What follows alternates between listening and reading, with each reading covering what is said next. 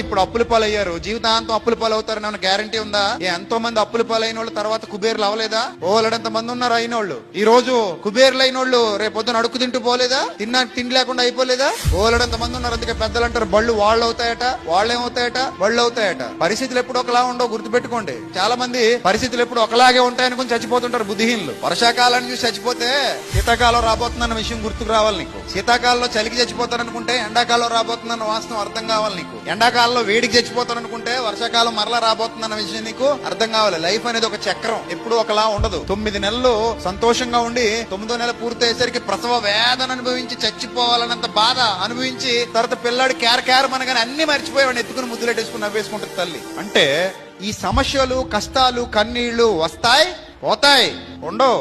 ఏ కష్టం శాశ్వత కాలం ఉండదు, ఏ శ్రమ శాశ్వత కాలం ఉండదు, ఏ బాధ శాశ్వత కాలం ఉండదు.